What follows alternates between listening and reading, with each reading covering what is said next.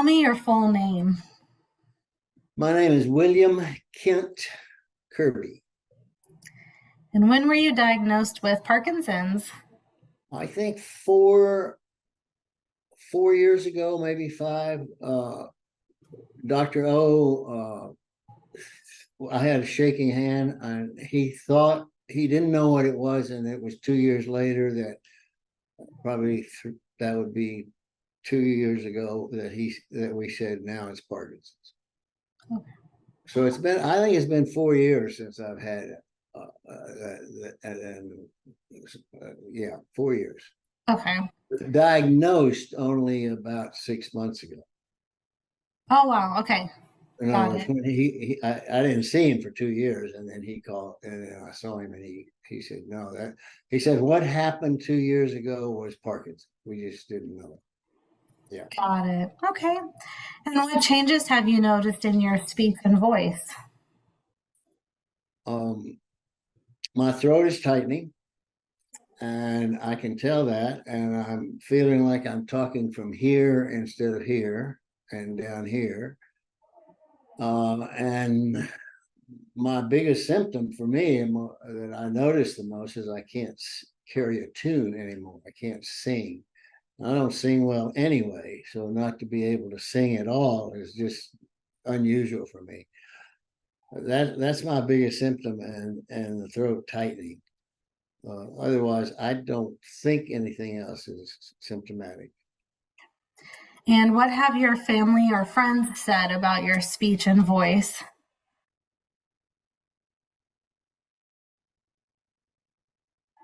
I don't think anything.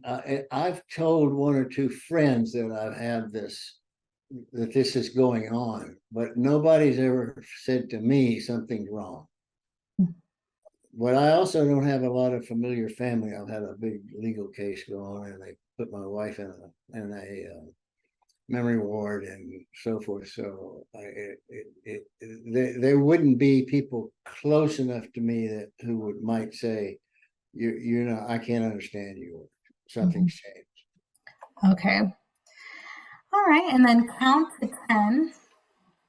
1, 2, 3, 4, 5, 6, 7, 8, 9, 10. All right. I'm going to share my screen, and you'll see a passage. Yeah. If you can see it okay, go ahead and read it for me, please. The grandfather passage. You wish to know all about my grandfather.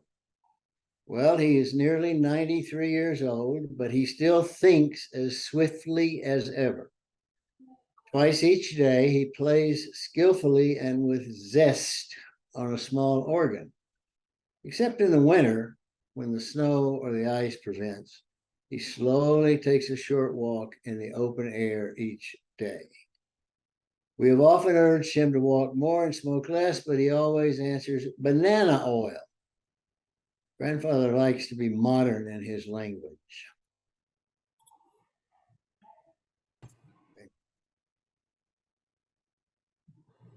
Hello. No, thank you. Get the phone. Have a nice day. Can you help me? Welcome home. Stop by again. I love you. All right. And how does it feel to speak with intent? It feels like I'm preaching. That's what I do. Uh-huh. All right. So does it feel good, or? Oh yeah, it feels great. Yeah, it's natural. Once you said the wall, then I preached to large crowds. Tell me your full name. William Kent Kirby. And when were you diagnosed with Parkinson's? I think 2 years ago was the diagnosis time. I had it before, but they couldn't quite diagnose it. So I would say I'm in 4 years into this. And now that you've completed Speak Out Therapy program, what changes have you noticed in your speech and voice? I would say a total change. I went from being not knowing that Parkinson's had already taken over, but I felt my throat was tight. I knew that. And then I saw my video and I was in worse shape than I thought I was. But now I see the differences. I'm, as I would say to you, I'm going to use my preaching voice all the time. So the difference is remarkable. And what have your family or friends said about your speech and voice now? I'm getting great feedback, positive feedback, that I'm better even when I'm recording or something for someone or speaking. And the feedback is that they can hear me now, and that I was mumbling and not being able to, they weren't being able to hear. And now they can. I think that's probably the main issue is they can hear me. What does it mean to speak with intent? For me, that means that I'm learning to use my brain to think about how to speak every word, rather than, for me, trying to do two things at once, namely think of what I want to say and say it. I do those together, and that doesn't work. Thinking about what I'm going to say has to be first, and then I have to think about speaking with intent.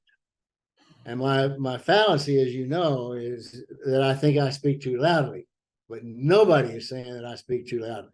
So I'm confident with that at this point. That's a big change. Count to 10. 1, 2, 3, 4, 5, 6, 7, 8, 9, 10. And read that grandfather passage.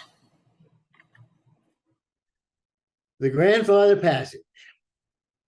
Wait, water, please.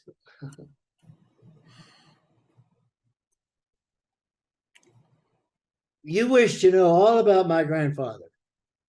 Well, he is nearly 93 years old, but he still thinks as swiftly as ever. A long beard clings to his chin, giving those who observe him a pronounced feeling of the utmost respect. When he speaks, his voice is just a bit cracked and quivers a trifle. Twice each day he plays skillfully and with zest upon a small organ. Except in the winter, when the snow or ice prevents, he slowly takes a short walk in the open air each day. We have often urged him to walk more and smoke less, but he always answers, banana oil. Grandfather likes to be modern in his language. All right. And what do you like most about your new voice? My goal is to stay ahead of Parkinson's and withhold its progression. And I think this is a big step, not to mention that I perform better in a group and everywhere with the voice change. But I want to stay ahead of the Parkinson's. And when you want people to hear and understand you, what do you need to do? When what? Excuse me. When you want people to hear and understand you, what do you need to do? I have to think about each word and speak loudly in this voice and think about each word and to keep it up and not let it go down like I would on the end of a sentence or of a paragraph, but rather end it on the upside.